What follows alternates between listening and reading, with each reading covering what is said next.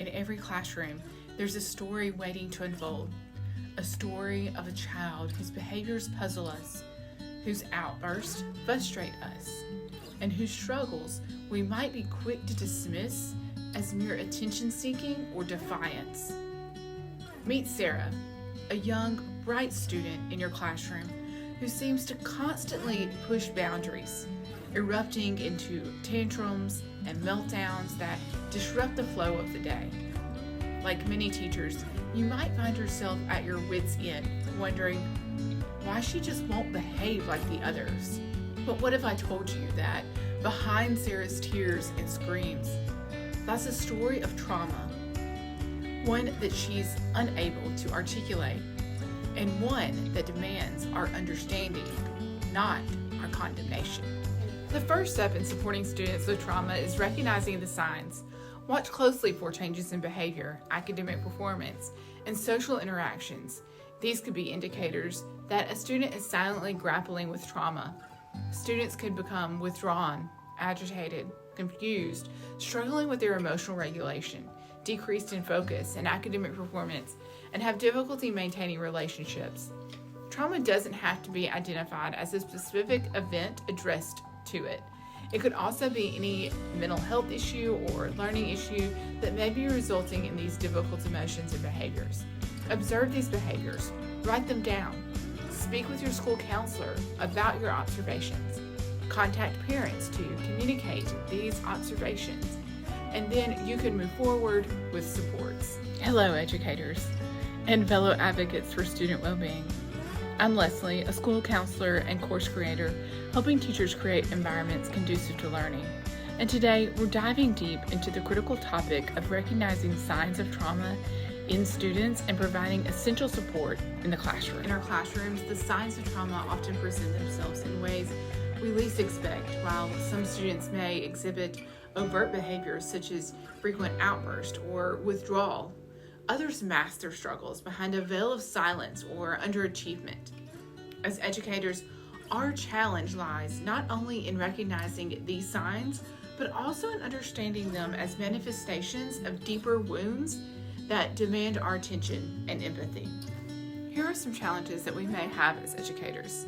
First, a misrepresentation of behaviors.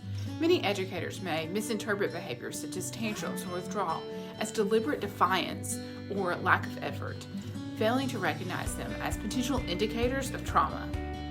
Second, normalization of symptoms. Symptoms of trauma such as hypervigilance, emotional dysregulation, or disassociation may be normalized or overlooked in classroom settings, leading to missed opportunities for intervention. I had a student who was always on edge in class, and the teachers often dismissed him as lazy, but he really had so much trauma he was carrying with him that he couldn't focus in class.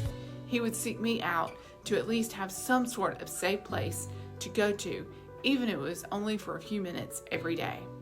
3, invisible struggles.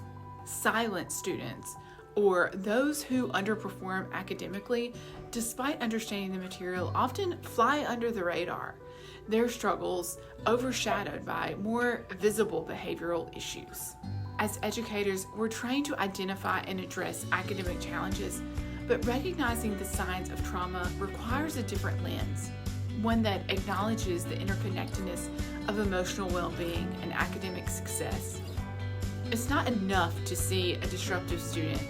We must see a child in pain, reaching out for help in the only way that they know how. As educators, we're not immune to life's challenges. Just as we may struggle to bring our best selves to the classroom on days when we're dealing with personal crises, our students too are often navigating their own storms. They may come to school carrying burdens beyond their years, sick parents, broken homes, or unseen traumas. And while we may have had the practice and emotional regulation skills as adults, these children are just beginning to navigate their own emotional landscapes. It's during these moments of personal reflection that we're reminded of the power of empathy. Just as we hope for understanding and patience from others when we're struggling, our students deserve the same. Shifting our mindset towards empathy allows us to see beyond the behavior to the child beneath, the child who needs our compassion, our support, and our unwavering belief in their potential. But perhaps the most powerful tool in our toolkit is empathy. By listening, validating, and connecting with our students on a deeper level, we can build strong, supportive relationships that are essential for healing and growth. Come to the student with curiosity, understanding, and empathy. Help them to regulate their emotions by teaching them coping strategies, providing the support, and giving them comfort during times of struggle. Thank you for joining me on this journey to create a trauma-informed classroom where every student feels valued and supported. If you're ready to take the next step in your professional development, be sure to check out my free guide for building a trauma-informed classroom, or join my upcoming professional development course where registration opens on June 3rd for starting in September. Together, we can make a difference in the lives of our students. Stay tuned for more actionable tips and strategies.